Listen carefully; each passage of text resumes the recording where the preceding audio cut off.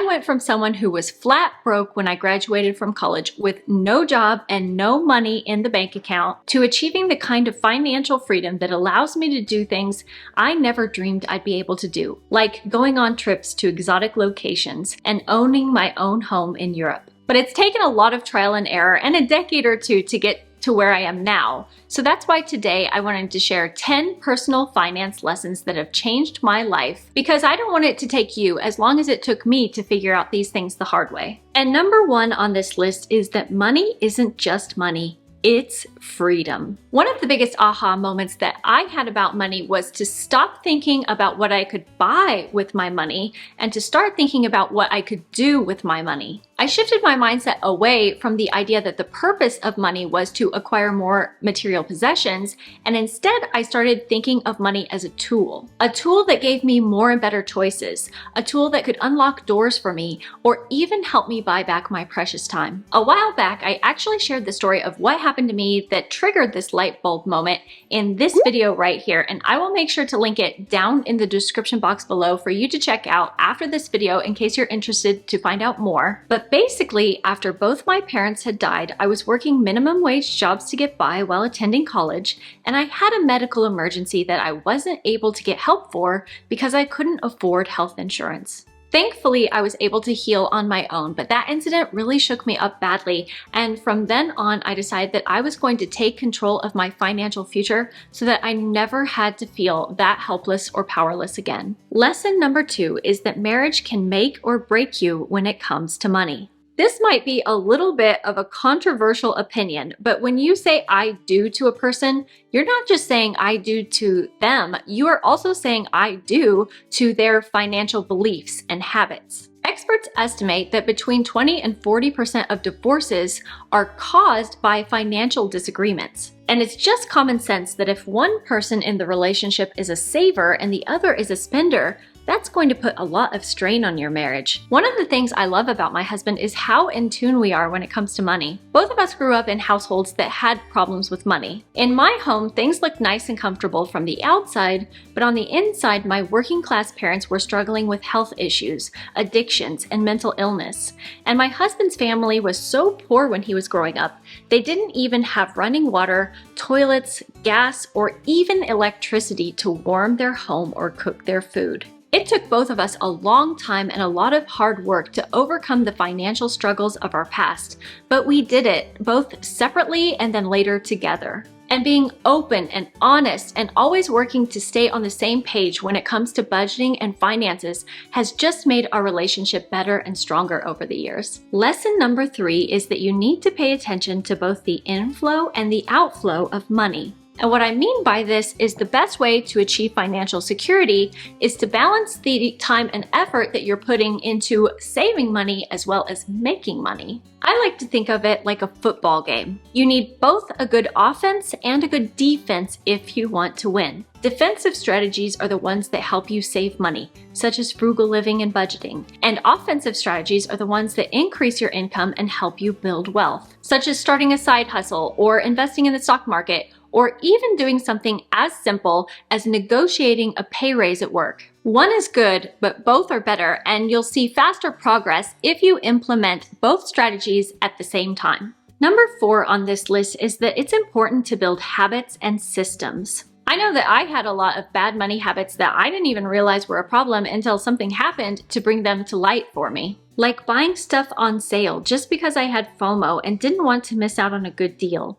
Or the fact that I was so disorganized often led to me missing the due dates on bills and racking up expensive late fees. Getting my finances in order meant that I had to work on changing my habits and routines around money and build systems that made it easier to stick to those habits and routines. One of the first things I did after graduating was put myself on a spending freeze to pay off my $25,000 worth of student loan debt. And I started tracking every penny that I spent. And that's a habit that I've stuck to for the past 15 plus years. And if budgeting and saving money is something that you could use help with, you can find the exact budgeting printable system that I used linked down below in the A to Zen Life shop, including my all-time favorite minimalist budget bundle, which has 50 pages of helpful printables like no spend challenges, debt payoff trackers, monthly budget and spending trackers, and much, much more.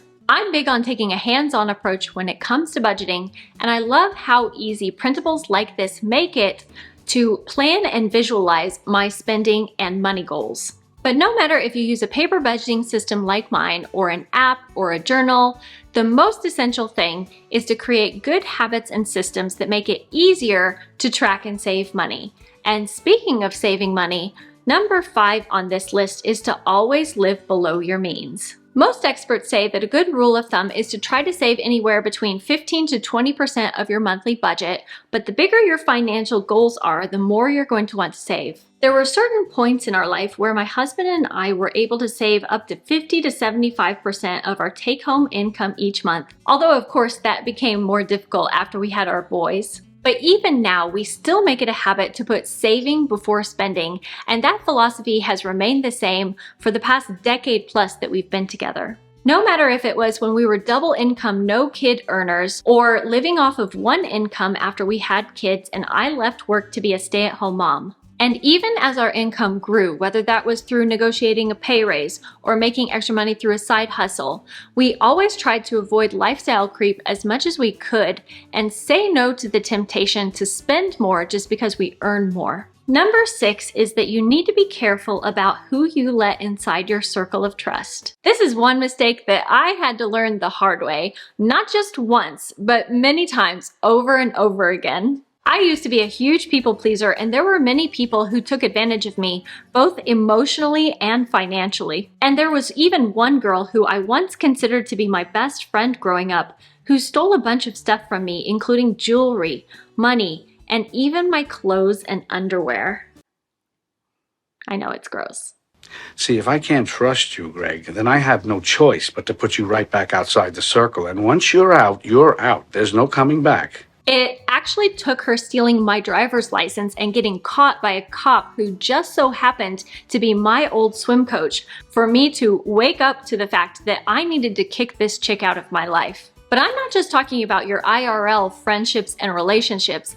I'd also encourage you to be careful about who you trust on social media. I recently had to unfollow a few accounts on Instagram, either because they were promoting affiliate links 24/7 or because they were making me feel bad about myself or my life or my home. So never forget that you have the power to decide who gets to step inside your circle of trust, and never be afraid to say goodbye or to unfollow someone who has lost your trust. Lesson 7 is that it pays to cash in on the power of delayed gratification. One of the biggest reasons that people fail in their endeavors is that they go for instant gratification instead of staying focused on their long-term goals. More often than not, things that are good for us are painful, like doing 30 minutes of exercise a day, and things that are bad for us are pleasurable, like scarfing down an entire bag of chips. But if you want to be successful in anything, no matter if it's being healthy or saving more money, you need to learn how to say no to temptation so that you can stay committed to doing the kinds of things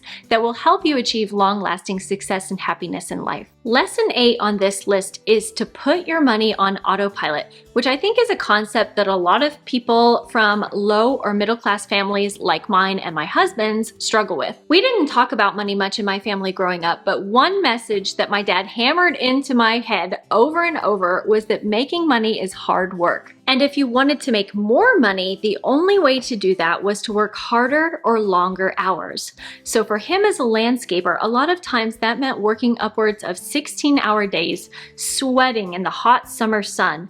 And for a long time, I worked like that too. I worked as a lifeguard, I worked at tanning salons and tattoo parlors, and I bagged groceries at the mom and pop stores down the street, all while going to college to earn my degree. But it wasn't college that taught me this personal finance lesson. It wasn't until after I graduated that I learned how to start putting my money to work for me and not the other way around. So for example, one of the things that we've done is to put our emergency fund and the down payment that we're saving to buy a new home into a high yield savings account. And depending on how much money you put in your HYSA, you could end up earning hundreds or even thousands of dollars every year, which is way better than the chump change that the average bank savings account offers. Right now, CIT Bank, which is one of my favorite HYSAs, is offering one of the highest APYs. Wow, that was a lot of acronyms. I will make sure to put some information about what those things mean, as well as a link to CIT Bank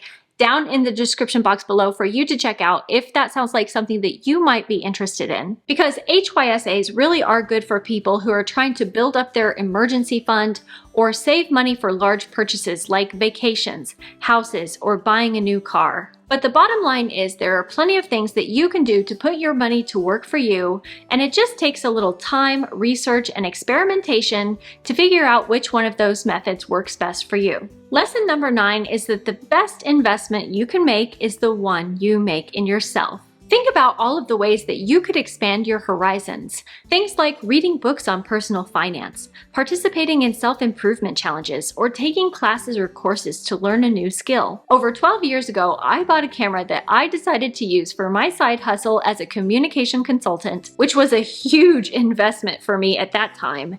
And I also had to invest time into learning how to use my camera and shoot better pictures and videos. Then when I started my YouTube channel years later, that camera and the things that I had learned came in handy. But I never stopped learning, and as my YouTube channel grew, I upgraded my equipment and did things like take courses that helped me improve my skills even more.